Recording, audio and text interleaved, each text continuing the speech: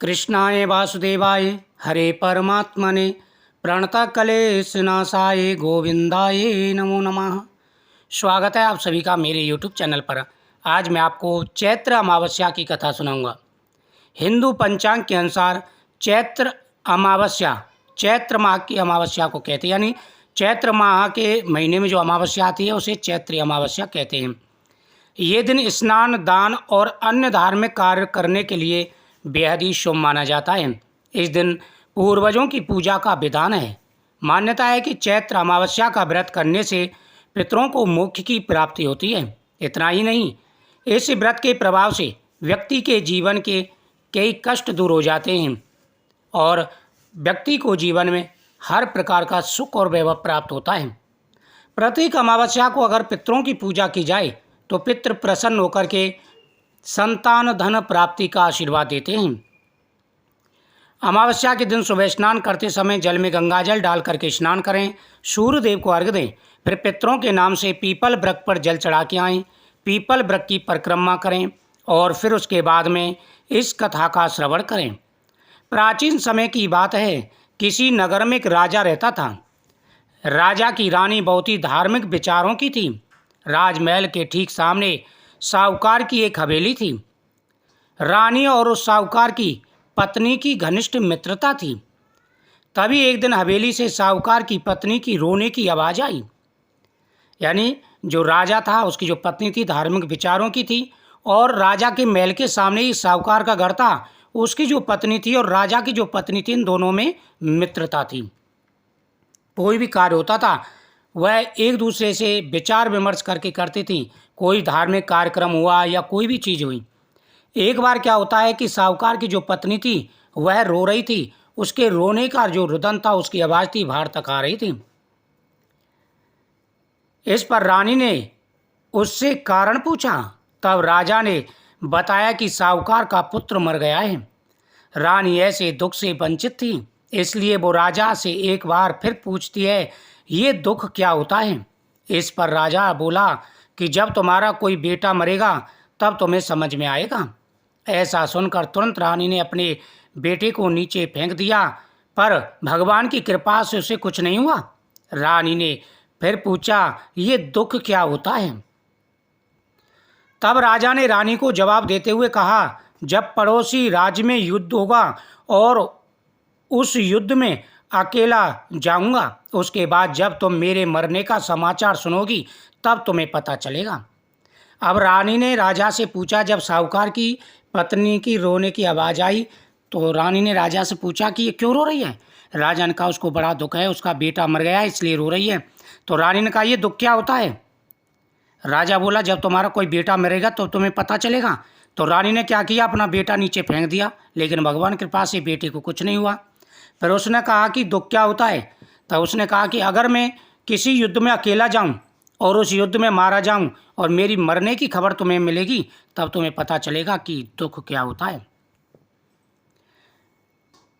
हालांकि रानी अमावस्या व्रत करती थी, जिस वजह से राजा को कभी कोई क्षति नहीं होती थी, क्योंकि रानी को अमावस्या पर अमावस्या की पूजा पाठ करती थी, भगवान की पूजा पाठ करती थी, इसलिए उसे पूरा भरोसा था कि जब तक वो जीवित है उसके परिवार पर कभी कोई कष्ट नहीं आ सकता, क्योंकि स्वयं भगवान उनकी रक्षा करेंगे।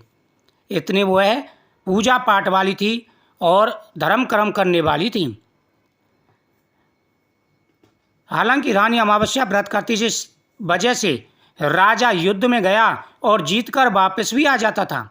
रानी फिर से सवाल करती है, तब इसके बाद राजा ने कहा कि जब मैं गंगा माँ के दर्शन करने जाऊंगा तब मैं वहाँ गंगा नदी में कूद जाऊंगा, फिर तुम्हें पता चलेगा कि दुख क्या होता है। अब राजा तो निगम उदाहरण दे रहा था, लेकिन हर बार उसकी रक्षा हो जाती थी। उधर भगवान शंकर कैलाश पर्वत पर बैठकर सब कुछ देख रहे थे और माता पार्वती से कहते हैं कि जाओ देखो, ये मैं तुम्हें आत्म सुख के दर्शन कराता हूँ। अब भगवान शिव माता पार्वती से कहते हैं कि इधर आओ और देखो, मैं तुम्हें आत्म सुख के दर्शन कराता हूँ कि जिस व्यक्ति की आत्मा सुखी हो, संतोषी जीवन हो, भगवान की भक्ति करने वाले हो, वो कैसे सुखी रहते हैं। इसके बाद भगवान शिव बकरे और माता पार्वती ने बकरी का रूप धारण करके एक बावली के पास घास चरने लगे। रानी ने उस बावली को देखकर कहा कि हम यहीं विश्राम करेंगे। इस दौरान रानी ने महादेव और माता पार्वती की सारी बातें सुन ली, जिसमें महादेव और माता पार्वती आपस में बातें कर रहे होते हैं कि रानी ने अमावस्या का व्रत किया है, इसलिए उसे इस जन्म में कोई दुख नहीं मिलेगा। सारी बातें सुनकर रानी को सब कुछ समझ में आ गया। फिर उसने राजा को सब कुछ बताया। ऐसा माना जाता है कि अमावस्या व्रत रखने से इंसान के सभी कष्ट दूर हो जाते हैं। इस प्रकार जब राजा रानी माँ रास्ते में उस बावड़ी के पास बैठ गए और वहाँ पर भगवान शिव और माता पार्वती आपस में बातें कर रहे थे और कह रहे थे, देखो इसके कितने प्रताप हैं, ये इतना दान पुण्य करती है, अमावस्या का पूजा करती है, ये मन की संतोषी है, इसको कभी दुख नहीं हो सकता इस जीवन में। तो यह सुनकर के रानी को बड़ी प्रसन्नता हुई और उसके बाद में उसने राजा से कहा कि देखो पूजा पाठ में हमारे धर्म कर्म में कितनी शक्ति होती है, अगर नियम से चला जाए तो जीवन में कभी कोई कष्ट नहीं आता। इस प्रकार से इस अमावस्या की कथा का श्रवण करने से जीवन में आ रहे सारे कष्ट और परेशानियां दूर हो जाते हैं और आ रही सारी व्याधाएं, सारे कष्ट दूर हो जाते हैं। इस प्रकार से राजा और रानी आगे चले। राजा जाकर के जमुना गंगा जी में कूद जाता है। रानी भगवान शिव से प्रार्थना करती है और आराम से वहीं पर बैठी रहती है।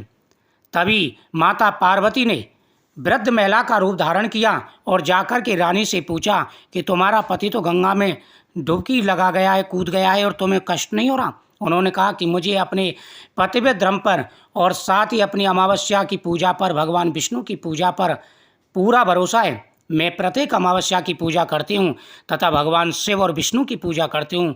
मेरे जीवन में कभी कोई कष्ट नहीं आएगा, मैंने कभी कोई पाप नहीं किया। इतने में माता गंगा ने उसके पति को वापस जमीन की तरफ उछाल दिया, उसके प्राण बच गए।